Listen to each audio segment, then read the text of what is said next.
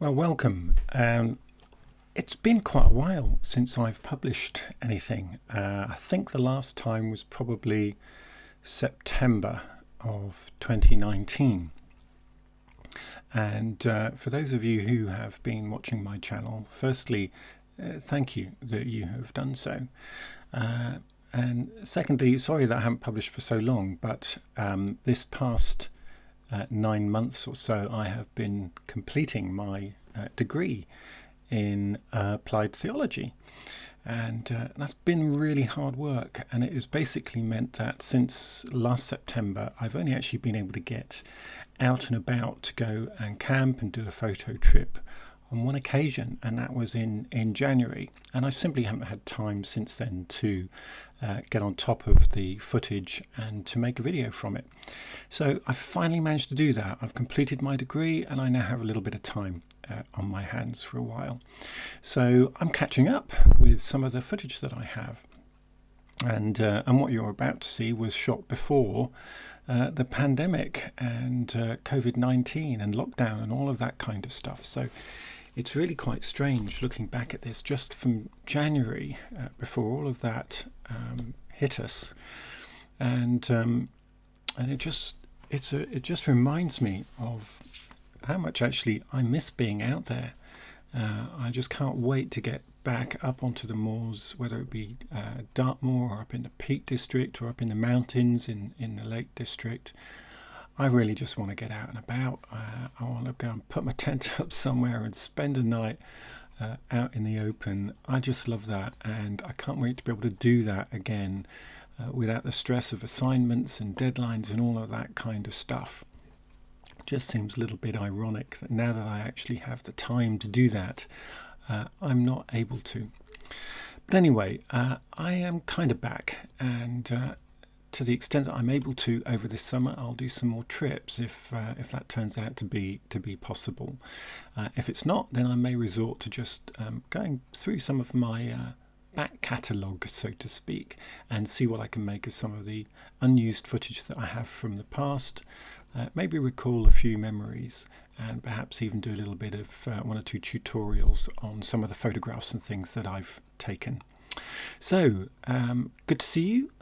Not that I can see you, but hopefully you can see me, and I hope you enjoy what is to come of my little visit to Roos Tor in January of 2020.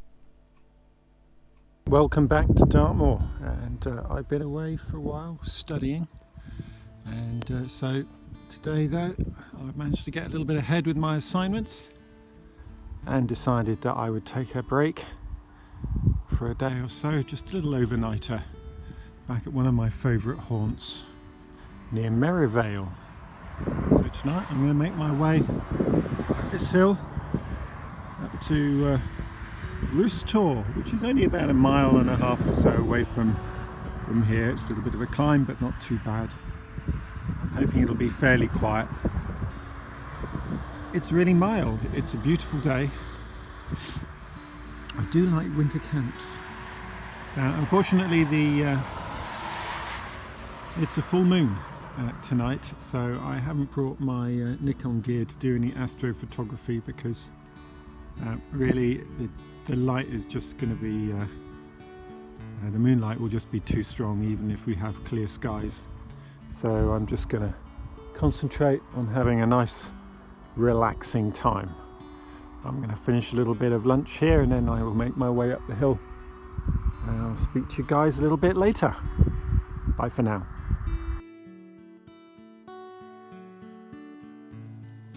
Well, sadly, I'm going to have to do some voiceover on this bit because when I was out and about, I managed to forget to connect my microphone.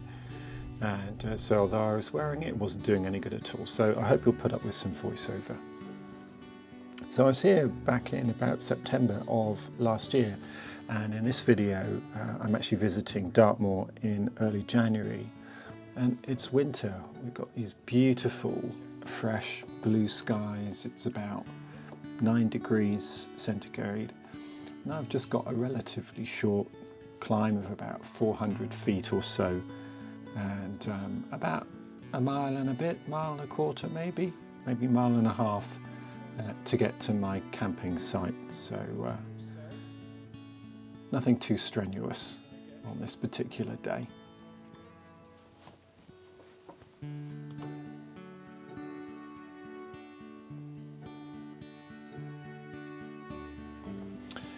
So this is one of my favourite views on Dartmoor.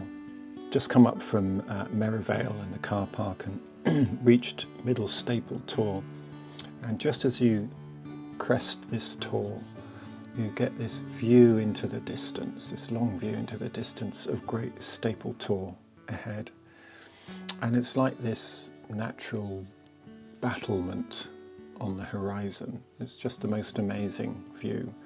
And on this particular day, it's enhanced by this incredible sky, this iridescent almost blue, looking away from the direction of the sun, with these dramatic clouds there. And this is just, I couldn't help myself but stop to take a photograph here. This one's really all about the sky. So I exposed for the sky, knowing that I'd be underexposing the foreground, and focus stack this shot just using this little tiny pool and these long grasses as a bit of foreground interest with this tor, Great Staple Tor, on the horizon, and then this wide expanse of this beautiful deep blue sky looking away from the sun. Almost an unreal scene. I hope you enjoy it.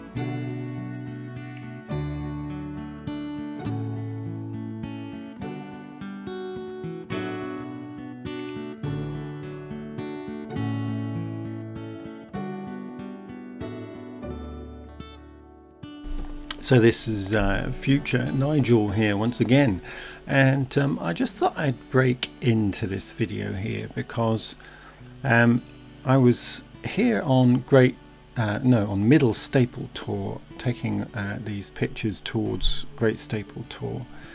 One of them I decided to do as a mono, and I'll show that to you in a moment.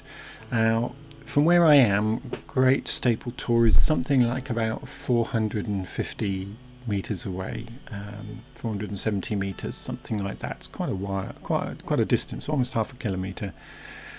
And I thought, do you know, I wonder what I can do with the RX10 Mark IV. I noticed that right in the distance, perched on one of these rocks, was a guy sat there, and I thought, I wonder how close to him I can get. And so I put the RX10 Mark IV into JPEG mode instead of RAW, because in JPEG mode it allows you to effectively double your zoom reach, which is already pretty substantial. I mean, it already has the equivalent of about 600mm, and so I pretty much doubled that to about 1200mm. And I'm just going to show you right now from exactly the same position, tripod mounted because of the camera shake, just how close to those rocks in the distance we can get. It's quite amazing.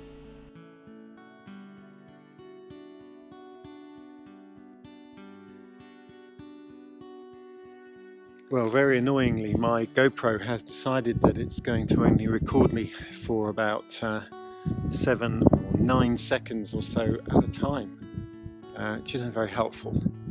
So I'm probably not going to get a lot of recording done.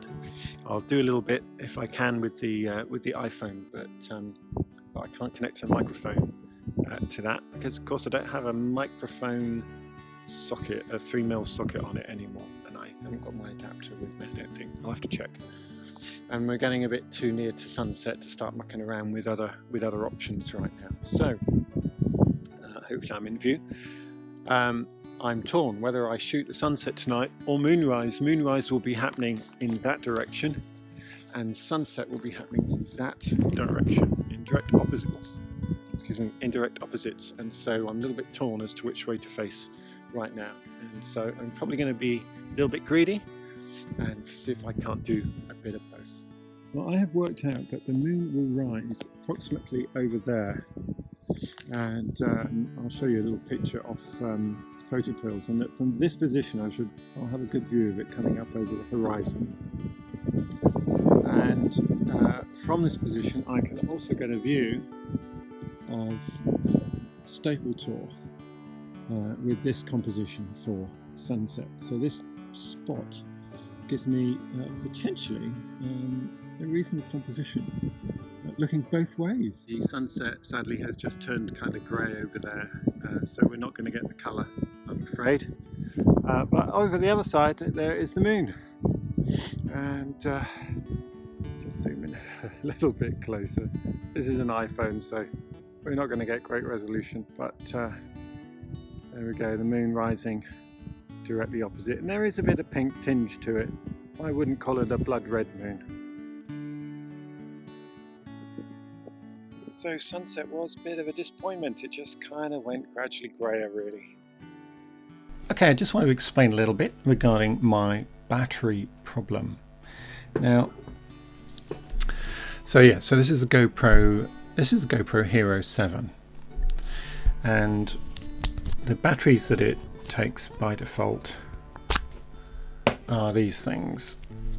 So these are the GoPro batteries, the genuine GoPro ones. They're quite expensive actually, and because they're quite expensive, I thought I'd try my hand with some cheaper ones, and these are called Anygon. I should have known from the name, really. Well, I can tell you that to begin with, they actually worked absolutely fine. On this trip to Roos Tor in Dartmoor, I lost a lot of footage, and I really didn't realise until I actually reached my destination. I was doing some of the shoots at sunset, that the camera had been turning itself off after about 8 to 10 seconds, something like that, for pretty much all of the B-roll work that I did, and a lot of the talk to camera stuff. So I guess the moral of this story is don't economize on your batteries. And it might be that it was because of the particularly cold weather. I don't know, it wasn't that cold. The other thing I wanted to mention about this trip was that it really blew up a storm. By about 9 o'clock, all those darker clouds that had been on the horizon and didn't do a great deal for sunset had moved in, and there was an absolute gale brewing, and it just got stronger and stronger and stronger. I thought my tent did well to withstand it. By about 2:30 in the middle of the night, I literally had no sleep at all because of the noise of the tent flapping, and I made the rare decision, the only time I ever have actually on a camp, that it was time to actually just pack the tent up and head back to the car. I could do that on this trip because of two reasons. One, it was a really simple navigational exercise. It's pretty much, well, not quite, but pretty much a straight path from my destination back to the car. Secondly, it was a full moon, which meant I had a bit of light. Actually, there is a third reason. I came well prepared with head torch, and that meant I could find my way back okay in the dark. This is a bit like what have the Romans ever done for us, isn't it? Because there is a fourth reason as well, which is that on my iPhone I have the View Ranger map, and that could pinpoint for me to within about a metre or so at any particular moment exactly where I was. So there you go. It meant that I didn't do any more video work that night. I'm going to leave you now with a few shots of what I did manage to take that day. The sunset stuff didn't turn out quite as bad as I thought it was going to. Actually, I'm quite pleased with one or two of the shots. In the meantime, thank you very much for watching. If you've made it this far, thanks so much for sticking with it, and I'm hoping I'm going to be able to post a little bit more footage in the near future. Take care and see you again soon.